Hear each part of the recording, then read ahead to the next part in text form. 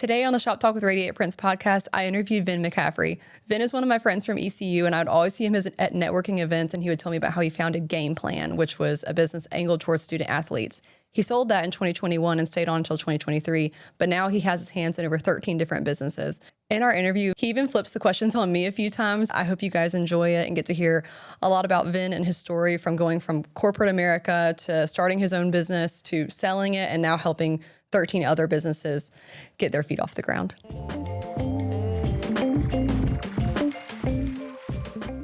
So I was coming out of school, I went for an IBM company called Lexmark, which is where I met my wife. Okay. So the day we were engaged was the day I resigned. Then went to it was a business advisory firm in New York City. Did that for a few years.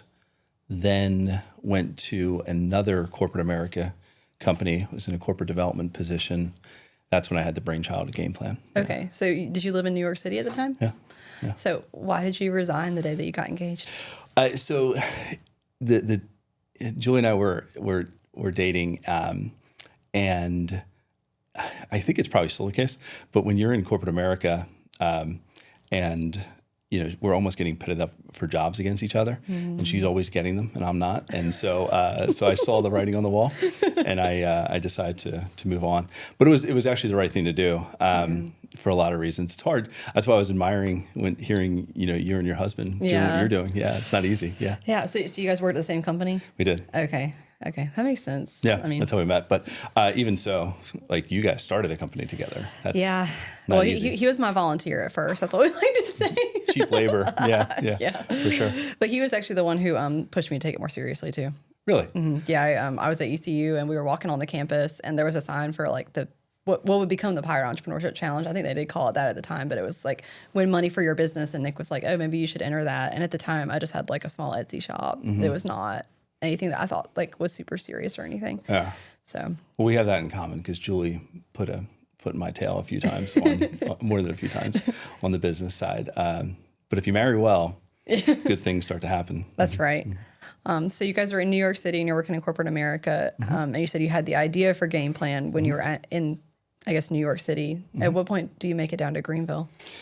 So we were in New York, and a dear friend of mine came into town. We played basketball together at Lehigh, and we had dinner. We were overserved, and he convinced me that we're going to have a baby, and he's going to be living in a closet in New York City. So long story short, I took off for a few days. Within a week, we had a home in New Jersey, and Jewel was pregnant 5+ months in at this point. We decided to move to New Jersey. Okay. I was really thinking about the company at that point as well.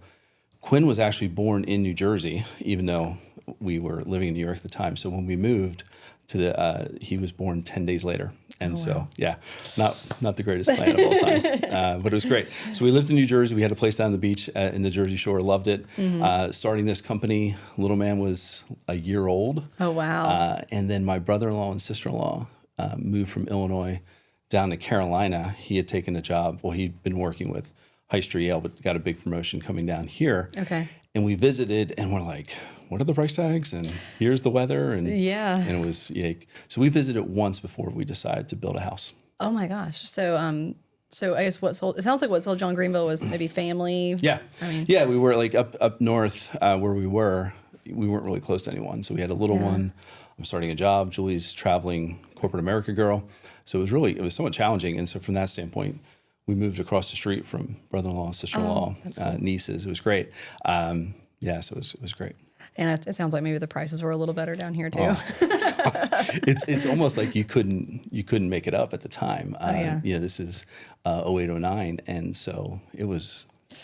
I'm sure it's still the case, but but when you don't know any better, and I think there's a lot of folks that still move down here, kind of get that impression because there's so many folks from the Northeast that move down here. Yeah. The transplants, we call them, and it's great. Yeah. Oh yeah. Yeah, it's quick to love. Yeah. So so you started Game Plan once you got here. Actually, it started technically before. Okay. In 08, but we were transitioning down. We had started to build the house. Okay. And what inspired you to start Game Plan? Yeah. So I played college basketball and had a really up and down experience with that. I first couple years, part-time starter, part-time's maybe pushing it. I started a few games, played basketball, got on the team. Coach got fired after my sophomore year. A new coach came in, really up and down my junior year for me. My senior year, I actually got cut. Oh, wow. And so that was a really interesting signal. You have to kind of overcome a lot of different challenges associated with that. I go out into the workforce, kind of continue to work my way up. And then what I realized is I was always kind of gravitated towards athletes that were in the workforce. And we always talked, and it was like this connection point that we had. Not just the student athlete experience, but all the different, experiences that yielded. Teamwork, hard work, ability to overcome adversity, so forth. So I was a dear friend who's my greatest advisor today talked me into joining the advisory board at Lehigh, which was a tough pill to swallow at the time because I had gotten cut my senior year. Yeah. So now I'm on the athletics alumni board, and I'm back and I'm talking with this group, and they're talking about the experience at Lehigh, and I bring up the idea associated with like the transition, and it just kind of clicked. And then from that standpoint, I wanted to build at the time like I'm dating myself, but like a monster.com for athletes. Okay. And that was the spirit behind it. I really wanted to build it big, create this marketplace where career opportunities were going to meet the athlete. Okay, awesome. So what was like day one of starting to I had no idea, right? So I this idea associated with, going out and trying to get the jobs and then bringing the student athletes in because I had, certain network connections to the Lehighs of the world, other schools I played in the conference. And everyone loved the spirit of the job and the idea, but it was really hard to execute. Building a marketplace, I know I'm curious to hear your experiences with this, but it's really hard. And for me, it became this chicken or egg dilemma I ultimately try to figure out. You had to have the jobs to be able to get the student athletes at mass, right, at scale. And to do that, so you had to kind of solve for one side of the equation versus the other. And that was always hard for me. I don't think I ever really figured that marketplace model out. We fell into another model that became very successful. But going back to the initial business model, I never was able to execute that. That was always this idea of like athletes at scale going into this marketplace. And I still believe in the student athlete experience, probably second behind like the military, the transferable skills they have. But building marketplace is not easy. Yeah, so it sounds like the initial game plan, business plan was to create like basically like I guess what would now be like Indeed, but for just for student athletes. So if I'm an athlete, I can go on here and know that all this is tailored to me. Okay. Yeah. And so through years of exploration, I had enough success where we kept the lights on, right? And it was kind of living in this the messy middle, as they called it, and really good people around me and helping and guide, but we're never able to get to the next level with it. To make a long story short, a dear friend of mine helped me with an assessment instrument to help an athlete think about their identity differently. And that was really unique. The idea of like athletes are competitive, or athletes have, they fall into teamwork or camaraderie, and helping an athlete really think about who they are uniquely. Yeah. So the idea was I was going to go to a college and hand that over to an East Carolina, and ECU was going to give that to their seniors, and I was going to solve for the supply side of things. I was going to get the athletes in mass. Only that didn't happen. What the athletics administrators started to do is put that in the hands of incoming freshmen. And what we started to realize is the incoming freshmen were using the assessment instrument to help understand their identity uniquely to peg their academic interests. And we started to realize that was a real problem we had to solve. It's hard to say this because you think jobs are really important and critical for higher ed, but the reality of it is it wasn't a must-have at the time. I don't think it is today either. I thought it was, but at the same time, college athletes are incredibly busy, and the measurement wasn't around did a student athlete get a job. It was a nice to have, but a must-have was what's the student athlete's GPA, what's their retention, did they graduate? These are things that the athletics department are actually being held accountable for. So from that standpoint, turned out our assessment was actually able to help that. So we kind of stepped back and said, maybe there's something to this. So we evolved the business model. I wouldn't call it a pivot, but we evolved it so that we started to sell these subscriptions to athletics departments for our assessment tools. And that became something that was real. And once one does it in college athletics, somewhere in other markets, it just starts to take off. Right. That was really interesting. The other one that, starting in '08, I would never have thought this would become it. You fast forward, Game Plan became the largest provider of education to athletes in the country. Wow. We had over 1 million courses before I had left taken. But it's like sexual violence prevention education in 2012, 2013 moved from a once in the student athlete's career experience. So like when I played at Lehigh, the incoming freshmen would have this talk where an administrator would come in and walk it through, and you sign a piece of paper and you acknowledge what the rules are. There were some things that happened in the market that were not good. So the NCAA said, no, this has to be an annualized experience, which sounds really simple. But when you have to do that for 500 plus student athletes a year, schools were like, I don't know how to do that except just bring them back in for all this. And that's easier said than done too for kids' schedules. So to make a long story short, we evolved the assessment tool to build out a learning management system so that we were able to actually provide educational courses too. And so we went and found some subject matter experts who wanted to get their content in front of student athletes. And we were a really unique fit because we had distribution essentially. And so from that standpoint, we started to become a compliance educational tool. And that was critical for us because from that standpoint, you realize there was nice to have education and then there was must have education. Must have was defined as like, if you don't do this, you can't play. Right. So you get kids' attention real fast in that instance. And so it was highly trackable. It was really consumable, like micro lesson based content. We thought it was pretty easy to use. And it worked.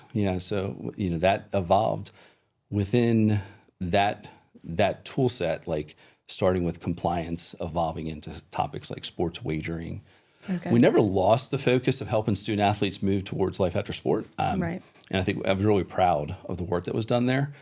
But that was still almost a nice to have as compared to the critical factors associated with like the athletics departments needed to check certain boxes associated with education. So would you say that implementing like the compliance type learning was what really took Game Plan to the next level? Or was it just that pivot from, well, I said not really a pivot, but like focusing on, I guess, learning for college athletes? Yeah. Like, it's kind of all the above. I think what we realized is the problem, we started with the problem. And the problem was there were more and more compliance topics that were coming that were required to be tracked for a college athletics department. And that was becoming more and more challenging to do. Student athletes were transferring more. How do you get the records? So on and so forth. So having something with this bite-sized education that had a highly trackable form of who did what was critical. So that was the problem. We had an interesting solution for that. The content piece fit behind it pretty simply. And then watching the engagement factor with the kids was really critical. So I would say that started it. What was the growth factor? It's hard to say, right? Like it started to really go 2016, 2017, like 100% growth year type things. But from that perspective, when pro sports started to come on board, we were really fortunate. I was a basketball player. And when the NBA called us one day and said, we're starting this new league called the G League, and we want you to come up and talk. I mean, like I was like a kid in Candyland. So I went up into the league office, met the group, and it was fantastic. That was when we first started with the NBA. that's cool. And it was awesome. Yeah, it was awesome. The NBA kind of shared our story and the work that we were doing. The NFL came on board. Major League Baseball came on board. The National Hockey League came on board, XFL. So before long, every major professional league was using Game Plan. Yeah, it was Awesome. really How did that significant. feel? It was cool. Yeah. Yeah. In the moment that you don't think of it that way, right? Like Right. I have the luxury of 20/20 hindsight now. When you're in the moment, like what we were talking about earlier, scale is hard. Yeah. You know, like there's two kinds of hards. The one is like 0 to 1. That's really hard, right? And then when you're growing, it's really challenging too because systems are breaking, trying to train people, trying to onboard people, grow. That was equally challenging. But at the moment, I probably didn't realize how fun it was. Yeah. Because you're constantly putting You're in fires it. out. Yeah, you're Yeah. in it. But it was, looking back, it was great. Yeah. So was it just you or did you have any co-founders or anything? No, it was me. Well, and, Julie and I, Yeah. I poured every dollar back into the business for 10 plus years, so she floated the boat for years. Like kind of like we were just talking, me and your husband. Yeah. Like marry well is the number one lesson in entrepreneurship. But from that standpoint, I was the primary founder. We brought in folks early that were essentially co-founders. Okay. And they helped kind of grow the company. And then we were really fortunate. Like we were very mission driven. so folks would align to our mission in a strong way. And then from that, I think people really started to embrace kind of the culture that we were trying to build and go and grow. But that's not easy too. Like there's certain points where there's inflection points when we were hitting like 30 plus people and what that looks like and having everybody kind of come around on the same page. Not easy. Yeah. Yeah. How many employees did you guys have at your At the end, it was, I think, with like what I would just call like primary contractors, 37. Wow. Yeah. So it was a big company. Yeah. But in the college athletics, professional athletics space, it was probably one of the top organizations that we're working with, I would say. Not necessarily the fan side. The fan sides are like billion-dollar businesses. But like at the time, the operational sides of athletics, we were one of the bigger companies. And, you know, we were really proud of that. Yeah. I guess, what year did you exit? Sold it in 21, exited in 23. Okay. Yeah. So had the transfer portal come into play? It's coming in 21. Okay. In fact, I just read this article because our son's playing college football now, and I was reading it to him. And the class of 21 just graduated, class of 25, right? And so 60% of the FBS football players transferred from that class. So Wow. I don't see the data anymore, but like that's a lot. Yeah. And just starting to see the transitions, and I'm sure, you know, like what the business did and evolved to. I'm sure that plays a role in helping a lot of those transitional pieces. But no, like transferring wasn't as prominent as it is today. You know, today college athletics is going through a lot. So Yeah. I was going to say, I mean, is that good for a company like Game Plan, or is it? I don't know. It's a good question. Like I'm a little removed from it at this point. I would say, you know, whenever things change so rapidly and there's so much disruption, technology allows for, you know, to smooth some of those rough waters out. So I would say yes, Yeah. to answer your question, because you can be nimble and you can go. Right. But just a guess. Yeah. Yeah. Yeah. So you exit Game Plan in 23. Yeah. What came next? Yeah, I took a breath. I spent about 2 months walking a lot in our neighborhood with Julie and getting reacquainted, and it was a lot of fun. You know, just kind of clearing my mind. You know, I started thinking about like, here's what I did pretty well. You know, like here's what I would do a lot differently. Like I really stubbed my toe in a lot. I did that a lot more times. Was there anything specific that you look back and you're like, wow, I wish I would have totally redone that? Yeah, I mean, just different decisions I made. You know, I didn't question myself as so much as I turned 50 this year, and so I would always like kind of zoom out and say, okay, like what's the next growth? I wanted to, because can I use this as a really good, you know, launch pad for the next stuff? So I wasn't questioning myself as so much as like, you know, like lessons learned. And there were a lot, but I also did some things well, you know, like I actually aligned, like I started to see things like where the dots were going to connect in the future. Yeah. Sports wagering was coming like a freight train. Right. I just remember randomly being at Lehigh talking to a couple of the guys, the basketball team. And Lehigh's not going to be, even though we beat Duke, we're not going to be confused for Duke basketball. The reality of that was, though, these kids were getting text messages from bettors, like, and they're 20-year-olds. I'm like, the mental health associated with like, what does that do to a kid? So at the time we started thinking about like, okay, education's going to be a key part of what that experience needs to be. Who would have thought that for sports wagering? But you see that coming. So things like that, you just start to see marketplace entrance. So I was proud of that. The other things organizationally, I think looking back, I probably was a decent leader. I was probably a pretty bad manager at the time. Like I don't think I took enough time to actually understand organizationally how things worked, operationally, like the critical nature of that. I spend a lot more time doing that today in what we're building out now. So, you know, good lessons that you learn. And just being truthful with yourself. What do you think an entrepreneur or a business owner could do to be like a good manager? Or do you think it's possible with like, I guess, all that they have on their plate? It depends on the, you know, not all entrepreneurs are created equal. Like even myself, like I have my hands in a few things, one of which is we have a professional services business. We co-founded with Ryan Butcher, who's local here in town. And 113 is never going to be a massive company. It's a small business. And from that standpoint, organizationally, making sure we're really focused on the customer, driving towards that. I don't think we have to think about like massive org charts that we're going to bring McKinsey in to evaluate, right? On the flip side, I'm also involved in some private equity work that we're doing to grow some really high growth companies that we do need to think about some of the organizational structures and those change. And so understanding the management, you know, mechanics of that are really, really important. So speaking of 113, could you tell me what that is? Yeah. So 113 is Ryan's idea. It's the longitude and latitude of Greenville. So Ryan and I both worked downtown, and there were more than a few nights where we would just be like circling and walking the block, like, what in the world did we get ourselves into? You know? And so Ryan's oldest son, Riker, and Quinn were classmates. So we grew up together. So we knew each other really well. Julie and Amy were really close. So we were friends first, but we would start talking a lot about the business. And but we resided in Greenville. So Greenville was really part of us. We were both transplants. Yeah. So we had a lot in common. But the idea associated with like building an ecosystem in Greenville for high tech, high growth, it's starting to build. Like even this is so exciting to see what you're doing. Because 10, 15 years ago, this was a pipe dream, right? Like what ECU is doing now with, you know, the groups inside of the university are great. But 10 years ago, like it was a handful of businesses, Grover, like there was just a handful of things that were happening. What Rich was building at Victra, but even those were different than like true startups at the time, like ground floor, let's build it to go. So 113 is designed to say there's a lot of individuals who are thinking about this. Ryan and I have been through that once or twice, so let's try to like build out some of the ecosystem for those businesses and give them some of the infrastructure to be able to grow.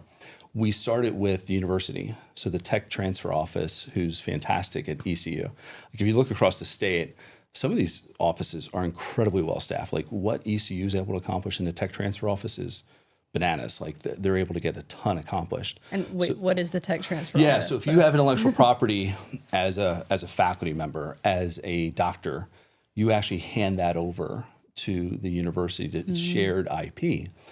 So you're saying if I work at ECU and I'm a doctor and I come up with some cure or something, it belongs to ECU? If typically, like by and large, yes. Okay. You know, your employment contract might say differently. So if I'm like on the job. Yeah. And gotcha. Yeah. So it, you know, again, depending on your employment contract, but and this isn't just unique to ECU. This is across the board in higher ed. Yeah. Gotcha. Okay. When you hear about like publish and perish, the idea of research and more universities, this is the second largest revenue stream for most universities. Grants flow through there and so forth. So, so the tech transfer office at East Carolina would handle everything from faculty across the board. Might be a business school, might be in the sciences. It might be a doctor coming in and saying, I have this new concept associated with what I see in the operating room. Whatever that might be, that's coming into this office.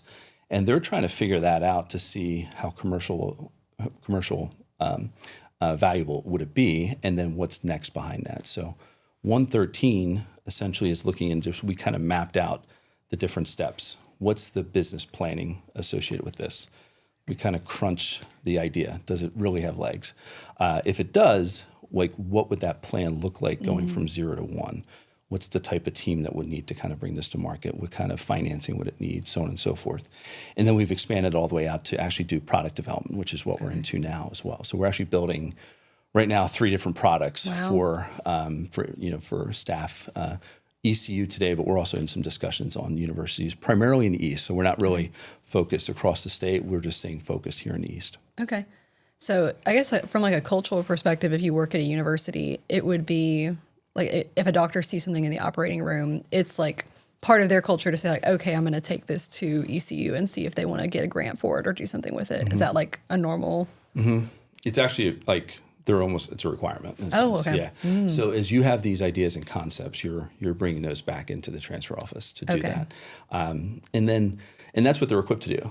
Nothing against faculty, but most faculty haven't had the experience of thinking through what these business opportunities are. Some are capable and want to do that.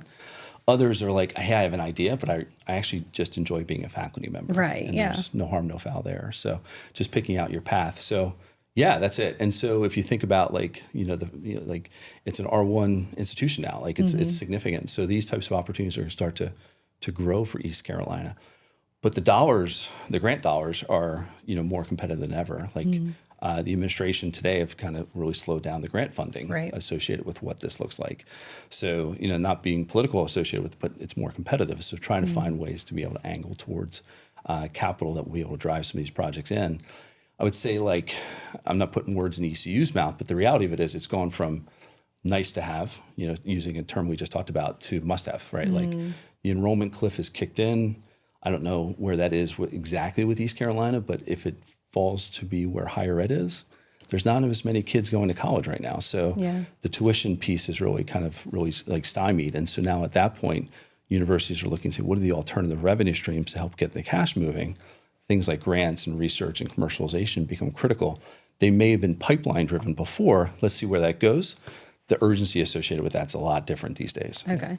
So to back up a little bit, what does an R1 designation mean for ECU and I guess for you guys as like a... Less for me and 113. It just designates that East Carolina is at the elite level across universities in the ecosystem across the country. And so when you start to think about where certain grants would be going and designated, they might just go to R1 institutions, for example. Okay. So that designation is a really critical factor. So it's like you're almost like unlocking a new level of funding. Okay. Yeah. And it's something you should be proud of. You should be able to tout, like no different than U.S. News ranks the university at a certain level for school business or entrepreneurship, or like what Matt Crispus built for like the Small Business Center, whatever that might be. Those are great designations. R1's really significant too. Okay, cool. So 113, so you guys are helping like faculty who are coming up with these ideas. Do the faculty always stay involved, or do they just kind of like the transfer office? I don't know. Yeah, it's their baby. So we like to have them involved because they're the subject matter expert. You can't replace the field expertise that they have. So if you think about like the tech transfer office, they help facilitate kind of the process. But the reality of it is the expertise is unlocked with the faculty member or doctor or whatever the individual may be. Okay. So can you share any examples of projects you guys have worked on? I don't think I'm actually allowed. I was going to say, I didn't know. Yeah, no, but they're really like, they're significant. These aren't like small business, hey, let's try to build something that would be, that would stay local to Greenville. Yeah. These are opportunities that become multi-billion-dollar, that are in that 0 to 1 growth, high growth, will require significant amounts of capital, but can really start to change the world. Okay, awesome. All happening at ECU? Yeah, it is. And I think that's not talked about enough. And that's part of the ecosystem discussion. Like we looked at it, and I mean, just think about what the university's become and Greenville's become, right? Like it's a cool college town. It's become a great college town. And that's happened in the last, in earnest, last 10 years, right? Right. And Ryan used to joke, like we call it like Greenville felt like a teenager, like which way is it going to break? It's becoming more clear which way it's going now. And you see where the investment's going, and you see people want to stay here. Like at Game Plan days, having the 23-year-old to 30-year-old stay in Greenville was not easy, right? Like, and you had to kind of thread a needle to make this culturally like the place where you'd want people. And they're really smart, intelligent people coming out of the school, but they would want to move to Raleigh, move to Charlotte, et cetera. So finding ways to keep talent local was a critical thing. If you took ECU out of the mix, Greenville looks completely different, but it's not, right? So it's in the mix. So how do we actually start to build from this? We thought the tech transfer office was a great start. We're expanding past that. We're starting to work with some local businesses, even government, but our base is the university space. We like that. Hey, I hope you're enjoying this episode. I wanted to pop in and just let you know that Radiate Prints, the business that hosts this podcast, I'm the owner. We create custom apparel that people love to wear. So if you need t-shirts, polos, hats, something for your business, something for your family reunion, or anything in between, even if it's a sports team for your little league, we're here to help. Send us a DM on Instagram or social media, shoot us an email, and chances are you're probably going to be talking to me or someone on my team, and we would love to help you create apparel for it. I look forward to hearing from you, and let's get back to this episode. What would be an example of something that you would do with a local government or a local business? Yeah, they have interesting projects that are going beyond perhaps their wheelhouse, right? So how do they build, like in the product development that 113 is doing, just imagine different projects that are coming through. I think I can speak about this because I know it's public. So Pitt County has developed and invested into something called the Pit Stop. So out in Bethel, there's a really cool building being updated so that I would just say like Greenville professionals, doctors, lawyers, dentists, so forth, can go to there, have space. Local residents of Bethel can go and take advantage of the professional service, whatever that might be, in Bethel. But how do you actually make those dots connect? We're actually building a web application so that the residents, not even local to Pitt County, it could be like just the surrounding area, could figure out, okay, Vin McCaffrey will be in Bethel Thursday afternoon. let's like get them lined up. So it's an application of understanding who that person is, scheduling, all that on steroids, and so that the townspeople can start to take best advantage of it. But at the same time, we want to make it so that, the professional who's taking their time to leave Greenville, go out to Bethel, right? Not that that's a slug, but like get them out there, they're going to get best advantage of their time as well. So different projects like that we think are really repeatable, but they're good-willed. Like these are good for people. Yeah. So would it be like you said, lawyers, doctors, like I guess going out and offering their services to people who live there? Yeah. Lawyers, doctors, dentists, others, accountants. Yeah. So you just think about what might be centric to Greenville, because Greenville is kind of the hub, but it might be hard for that local person in Bethel to be able to get to Greenville, to be able to find the time.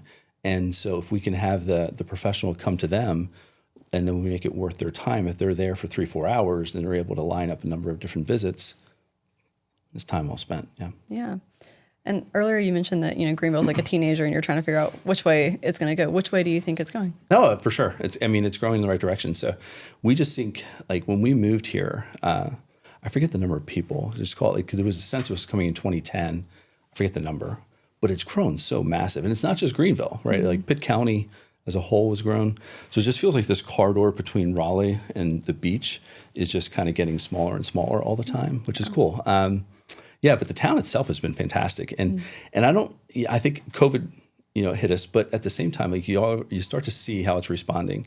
We have big companies work here now. Yeah. You have, organizations like what Garrett's done with Grover Gaming, what he's building is significant. And then other, the pharmaceuticals, the manufacturing, High Street Ale. Like, so there's businesses that have this mix of like big corporate America, medium-sized companies, no different than what you're building. And now we have startups, and that's the growth, we think. That's the growth engine. Yeah. And what do you and Ryan think is key for like creating that ecosystem, I guess, in downtown to kind of foster startups? Yeah. So it takes a village, right? Like, so, and areas of expertise, it's really hard to say, hey, here's my blind spot. Let me go work on my blind spot. The reality of it is it's a blind spot for a reason. So finding different areas of expertise, there's lawyers that are coming in, there's accountants that are coming in that are actually now not just working with small, medium businesses, but are actually understanding some of the challenges associated with startups. Startups are a different beast. They might not have money in the bank. And when an accountant looks at that and says, what? And then, so from that standpoint, folks are now starting to be familiarized with that. When we were doing it, when Ryan and I were starting, like you had to go to Raleigh to get a lot of those types of services, and you wind up doing that. You don't have to do that anymore. Like everything's localized to Greenville. So I would just say like the service lines are starting to like build. So the ecosystem is building. 113 is a growth engine for product development. So there's parts of that are starting to build. So you have technical know-how. That's off the top of my head, but I think the willingness of an individual to kind of risk it, doing what you and your husband are doing is one thing, but there's other parts of it to have resources available to you that you don't have to go beyond. There's something about being local to those resources that are significant, not going overseas and more. So. Right. Yeah. Very cool. So outside of 113, what keeps you busy? I actually spend the majority of my time with O.Labs. So O.Labs is a business. It's a portfolio company run out of Dublin, Ireland. Dear friend of mine, Dylan Kavanaugh, started years ago. There's 6 companies. The commonality associated is artificial intelligence. We split across ed tech, med tech, media, sports technology. And the businesses are growing really fast. We own majority share of each of those, and they operate independent of each other, but the common theme is artificial intelligence, and O.Labs owns majority share. So the growth story there is to take a early stage startup business and grow it to be really disruptive in the market. Okay. We have 6 businesses behind that we're incubating and building, and we'll see where those go, which is also equally exciting. So for O.Labs, it's run out of Dublin. I'm running the U.S. as a partner, and that team's just starting to build out now. Yeah. Very cool. So you're doing O.Labs and 113. Yeah. So, wow. So I guess you said most of your time is O.Labs, though. Okay. What is it like to build out that in the United States while you have a partner who's doing it in Europe? Yeah. We other than the time zone, it's not that bad. I mean, I think COVID has normalized like Zoom calls, so that's not as challenging. It's great to be over there with them and working through. And he and I are in New York City quite a bit to work through things. So it's not as challenging as you think. Yeah. The nature of those businesses, and the majority of those businesses are international in nature already. Right. So not as bad as you think. Building it here in the States, though, you just see the massive market opportunity. Like one of the companies we have is absolutely just crushing it in Ireland, and we want to bring some of that to the States.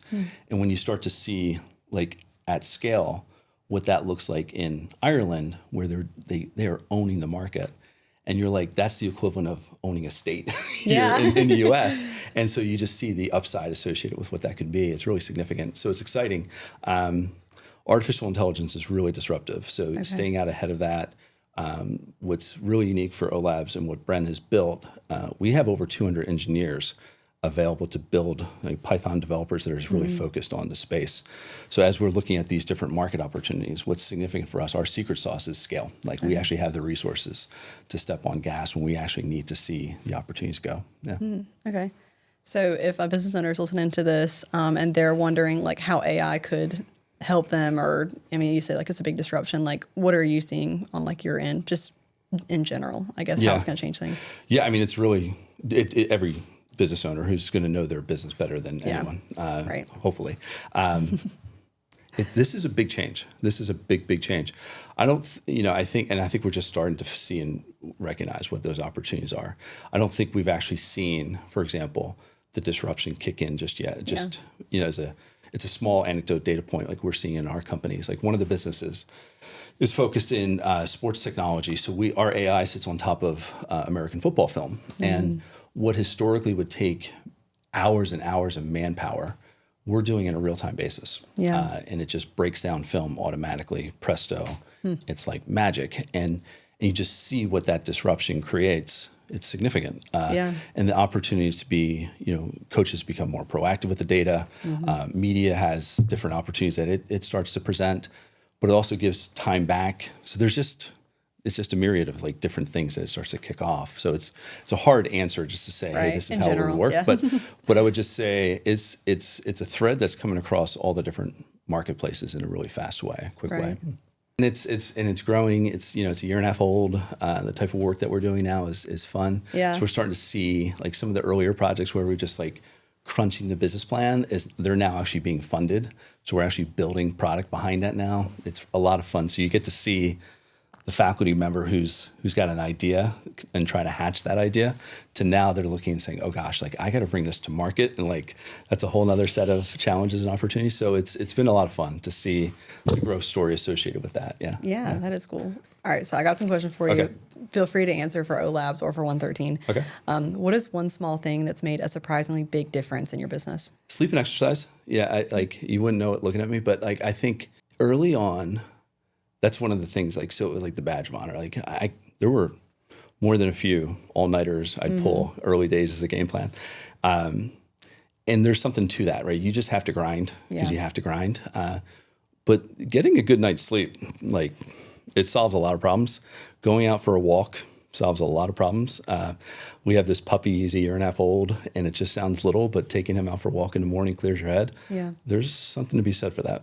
I think even I learned that kind of the hard way. I've had 2 children, and my first one, I struggled with like some mental health stuff after having the baby, and I would recognize that whenever Nick would drive us out to go get more diapers or go get food or something, when I would feel the sun hit my face through the windshield, I was like, wow, like I feel so much better than I did 15 minutes ago when I was like sitting on the couch, running on like 2 or 3 hours of sleep.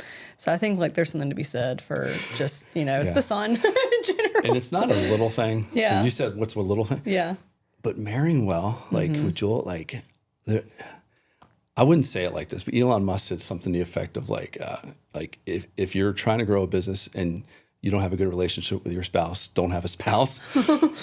He says some things offhanded at times, but like like I'll say it the other way around. Like I wouldn't have been able to do today. Like I got my hands in a lot, and so if Julie's not doing everything, like it just doesn't work. Like it just doesn't. So I don't know, and that's not her sole reason being here. But like when you're starting to talk about like company, like you can't unhook those things. Like I actually.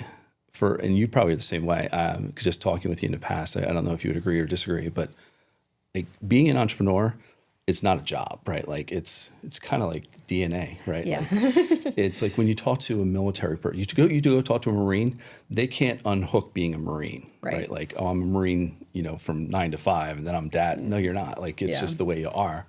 I think that's a lot of that. I think coaches are very similar to that way. College coaches that I've been around, pro coaches I've been around.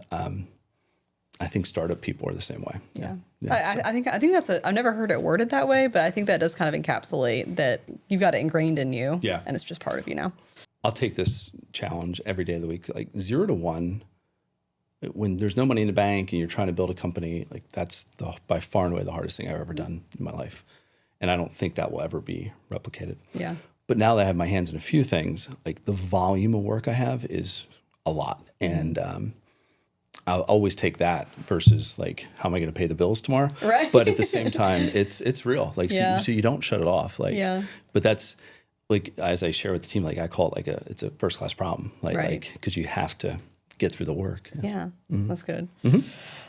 What's one piece of technology that you can't live without for your business? Well, my business is actually working with people. Right now, I'm like at even 113. We just hired an operations manager. Philip's doing this, and he's doing a great job. So it's more of just helping others do their job. So it's my phone. Like, I'm on my phone a lot. Yeah, you're like the second person to say phone. Yeah, it's just how do you do it without it right now? Couldn't do it. You can't. Yeah. If you could go back in time and give yourself one piece of advice, what would it be? Start earlier. Like when you said earlier, you started like as a freshman in your dorm room.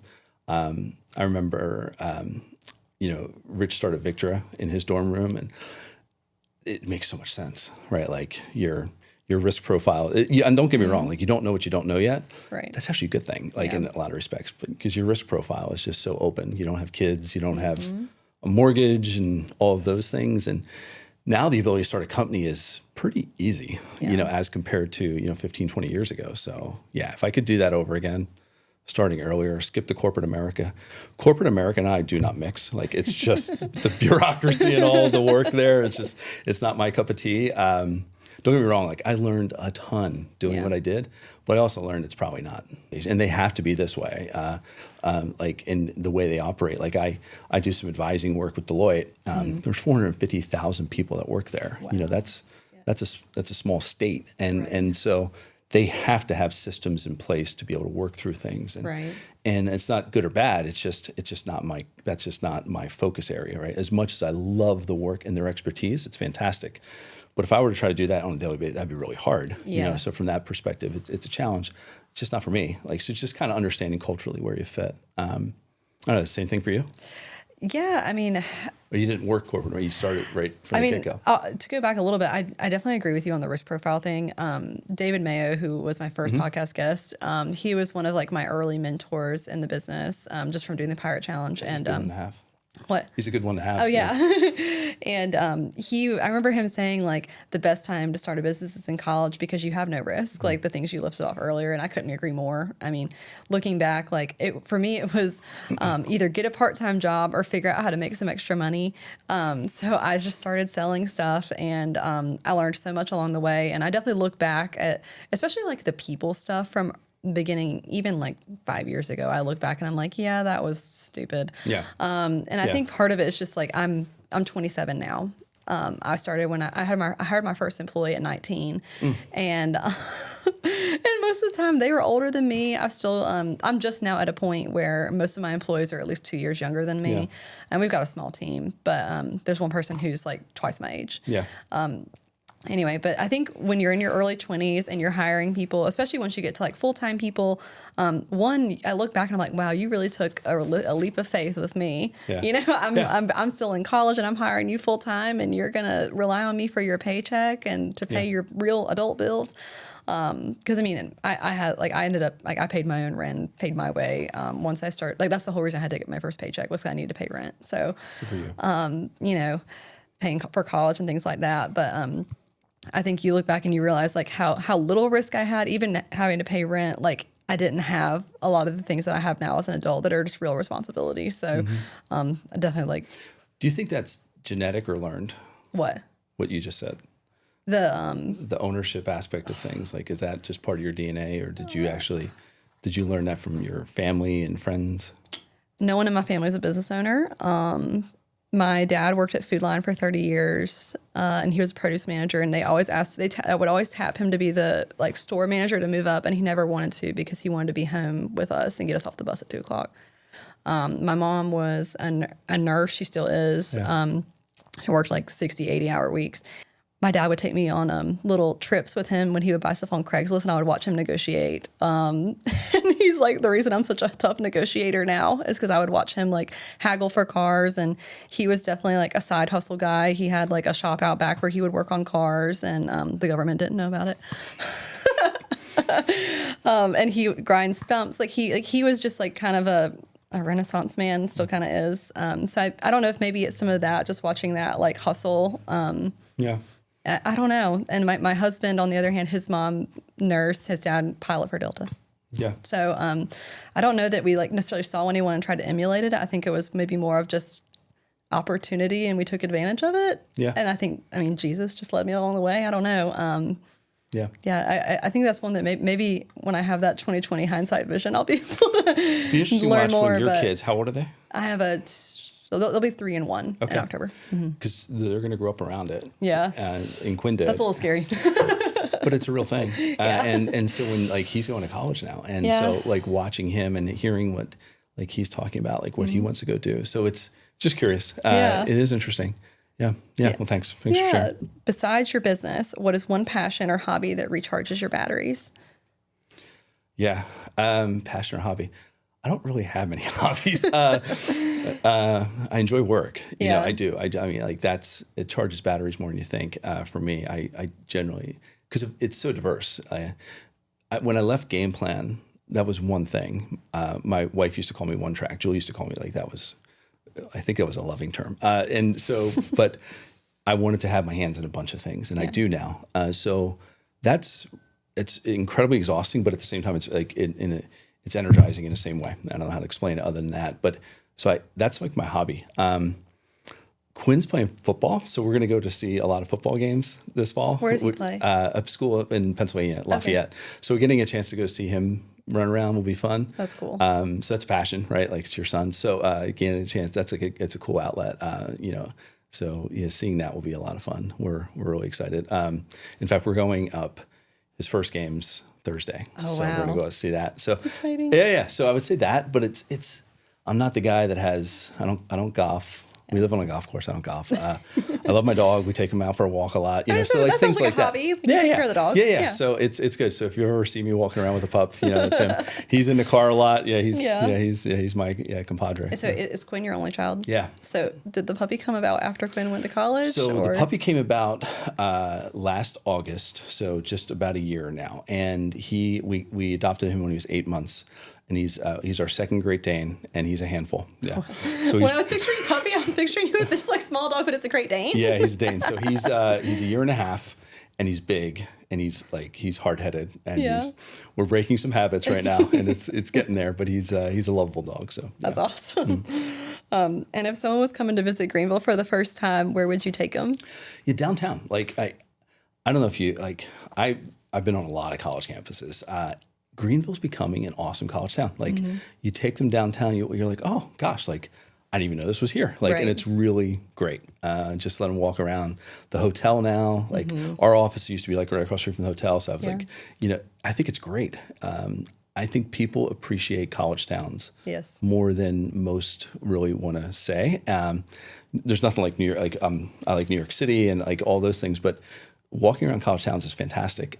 Greenville's becoming a legit college town. I don't know. What about you? If someone's coming to Greenville for the first time, I would probably take them. I'm going to go food. I would take them to Nino's. I love Nino's. That's good. But back to the college town aspect, I think when I came to ECU in 2016, so almost 10 years ago. And I remember I was one of those people who was like, I'm going to move back to Winston-Salem because I'm from Winston-Salem, not from here. Or we thought we moved to Raleigh or something. And the experience of Greenville and the community here is what convinced me to stay. Yeah. And I think I think we're starting to see that happen. I think people are starting to see the value in a college town, not just as a college student, but as a young professional and as like a person with a family. Like I love taking my kids to the ECU stuff that I wouldn't be able to do if we lived in another. I mean, I guess like big cities do have colleges, but it's not the same. Like, It's not the same. oh, what are you doing on Saturday? Like, we're all going to the football game. Yeah, you know? No, for sure. And Friday night when the alumni start rolling in, it was great. I think the town has done a great job, like building it. I think PJ's done a fantastic job. So it's just like, you could see it. So I just like the whole town. But like, especially downtown area, especially like the Friday night before a game, it's cool. That's cool. Yeah. That is cool. All right. And how can people find you online or on social media? Probably LinkedIn is the easiest because I have a number of businesses. Launch 113 is the 113 company. Take a look. If you find me on LinkedIn, everything will be there for you. I know it's hard to explain when I'm doing 4 or 5 things, but it's it's the easiest spot. Yeah. All right. And thank you for tuning into the Shop Talk with Radiate Prince podcast.